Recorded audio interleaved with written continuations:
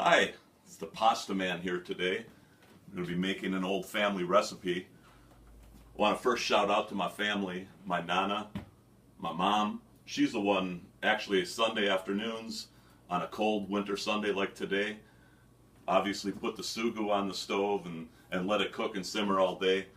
I want to do a simple recipe that everybody can use, and all through my adulthood, even with my children, we always had spaghetti on Sundays, and I hope Tyler, McKenna, Melissa, I hope you can use this recipe and make some good food for your husbands or your family in the future. So let's start today. It's actually very, very simple. If you wanted to do it with fresh stuff, you could, but this is really just a simple recipe, and we're going to be using a crock pot today.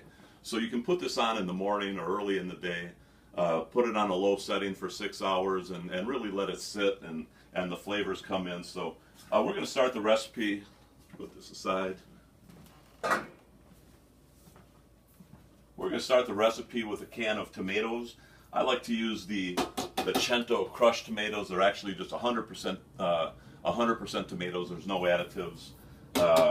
We also freeze tomatoes from the farmer's market, and we oftentimes use those. We're going to use about 2 tablespoons or so of tomato paste. You can adjust this later if it's a little thinner at the end. You might want to put another tablespoon in to thicken it up. But to start out with, 2 tablespoons really works out well. From here we'll put our spices in: a half a teaspoon of granulated onion, of garlic powder, half a teaspoon of garlic powder, a half a teaspoon of black pepper, 1 teaspoon of basil, and 1 teaspoon of oregano. We have 2 teaspoons of salt, a tablespoon of parsley, and 2 tablespoons of sugar. Let's get that all in there good.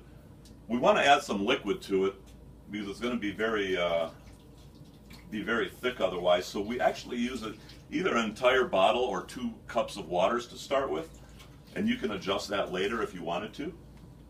If it's a little bit too thick, you might want to add a little bit more water. At this point here, if you're a vegetarian or you want to have a vegetarian diet, you can put all of these ingredients in. Let this simmer for a good 2 hours. There's no meat to cook, so you don't have to worry about it being underdone. But just let all of those flavors come together, and you'll have a really good vegetarian sauce. But today we're actually going to do a meatballs sauce, and I like to add. Well, let's start with this here. Actually, we're going to put some Italian sausages into the pasta. These are homemade Italians.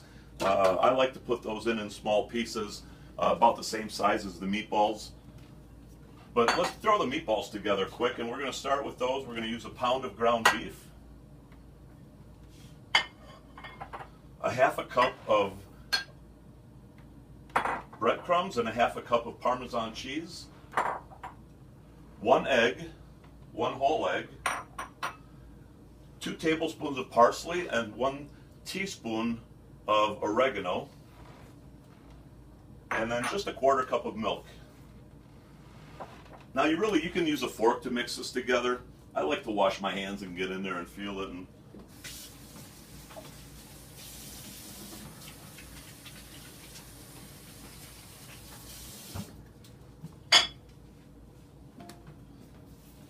Get this good and mixed up. It only takes a minute to really mix this all together good. Get a nice moist consistency.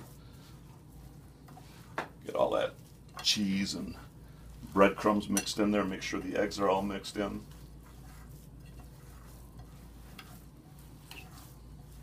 Ooh, that looks good. All right. That looks good. Now, depending on what size meatballs you like, I like them about the same size as my sausages or something like that. And you can go ahead and make all of your meatballs and drop them in. So we'll continue that, but let's see what the end product looks like.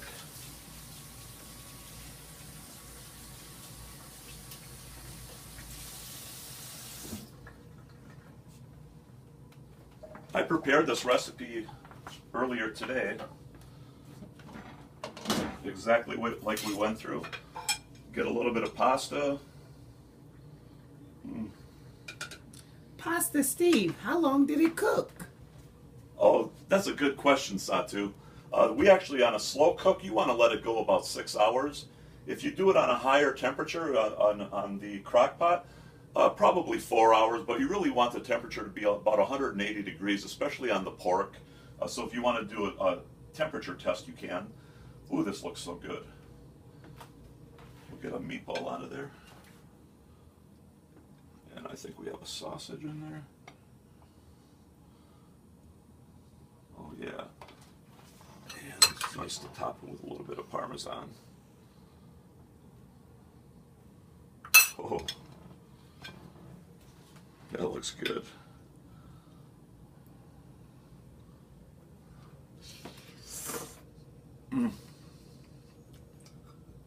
That's just like Nana used to make it. I'm telling you. Oh my goodness. That is so good. Please enjoy. Try this recipe. It's really good.